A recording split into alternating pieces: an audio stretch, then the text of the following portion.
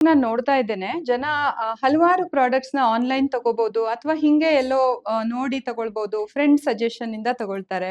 ಯಾರೋ ಬೇರೆಯವ್ರನ್ನ ನೋಡಿ ತಗೊಳ್ಳೋವಂಥದ್ದು. ಅಡ್ವರ್ಟೈಸ್‌ಮೆಂಟ್‌ಗಳಂತೂ ತುಂಬಾ ಜಾಸ್ತಿ ಆಗಿದೆ. ನೀವು ನೋಡಿದ್ರೆ ಸ್ಕಿನ್ ಕೇರ್ ಪ್ರಾಡಕ್ಟ್ಸ್ ಅಡ್ವರ್ಟೈಸ್‌ಮೆಂಟ್‌ಗಳೇ ಜಾಸ್ತಿ ಇರ್ತವೆ. ಸೊ ಹೀಗಾಗಿ ಯಾವ್ದನ್ನ ಆರಿಸ್ಕೋಬೇಕು ಅನ್ನುವಂಥದ್ದು ಇಂಪಾರ್ಟೆಂಟು. ಓವರ್ ಆಗಿ ಯೂಸ್ ಮಾಡಿ ಹಾರ್ಮ್ ಆಗ್ತಿರೋದೇ ಇತ್ತೀಚೆಗೆ ನಾನು ಎಷ್ಟೊಂದ್ ಜನಕ್ಕೆ ಟ್ರೀಟ್ ಮಾಡ್ತಾ ಇದ್ದೀನಿ.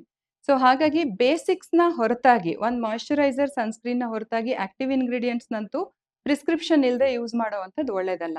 ಈಗ ನೀವ್ ಹೇಳ್ತಿರೋದು ಬೇಸಿಕ್ ಸ್ಕಿನ್ ಕೇರ್ ಪ್ರಾಡಕ್ಟ್ಸ್‌ನ ನಾವ್ ಹೇಗ್ ಆರಿಸ್ಕೋಬೇಕು ಅಂತ. ಫಸ್ಟು ನಿಮ್ಗೆ ನಿಮ್ಮ ಸ್ಕಿನ್ ಟೈಪ್ ಯಾವ್ದು ಅನ್ನೋದನ್ನ ತಿಳ್ಕೋಬೇಕು. ಸೊ ನಿಮ್ಗೆ ಡ್ರೈ ಸ್ಕಿನ್ ಇದೆಯಾ? ಆಯಿಲಿ ಸ್ಕಿನ್ ಇದೆಯಾ? ಕಾಂಬಿನೇಷನ್ ಇದೆಯಾ?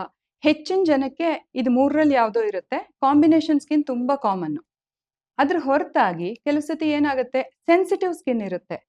ಡ್ರೈ ಸ್ಕಿನ್ನು ಸೆನ್ಸಿಟಿವ್ ಇರ್ಬೋದು. ಆಯಿಲಿ ಸ್ಕಿನ್ ಕೂಡ ಸೆನ್ಸಿಟಿವ್ ಇರ್ಬೋದು.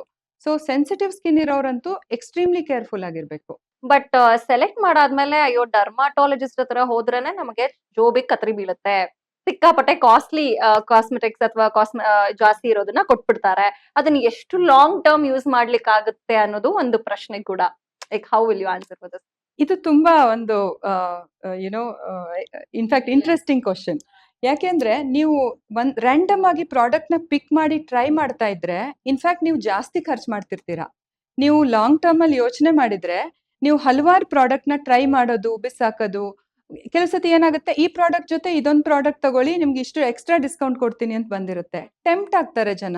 ಸೊ ಒಂದೊಂದ್ ಸತಿ 5,000, 10,000ದ ಪ್ರಾಡಕ್ಟ್ ತಗೋತಿರ್ತಾರೆ. ಅಷ್ಟೊಂದೆಲ್ಲ ಬೇಕೇ ಆಗಲ್ಲ. ಡರ್ಮಟಾಲಜಿಸ್ಟ್ ಹತ್ರ ಹೋದ ತಕ್ಷಣ ನಿಮ್ಗೆ ಕಾಸ್ಟ್ಲಿ ಬರ್ದ್ಕೊಟ್ಬಿಡ್ತಾರೆ ಅಂತ ಅಂದ್ಕೋಬೇಡಿ. ನಿಮ್ಮ ಬಜೆಟ್‌ನ ಹೇಳಿದ್ರೆ ಡಾಕ್ಟರ್ಸು ಹ್ಯೂಮನ್ ಬೀಯಿಂಗ್ಸ್ ಅಲ್ವಾ? ನಾವು ಕಷ್ಟಪಟ್ಟೇನೆ ಓದಿರ್ತೀವಿ. ನಮಗೂ ಗೊತ್ತಿರುತ್ತೆ ಕಷ್ಟ ಅಂದ್ರೆ ಏನು ಅಂತ.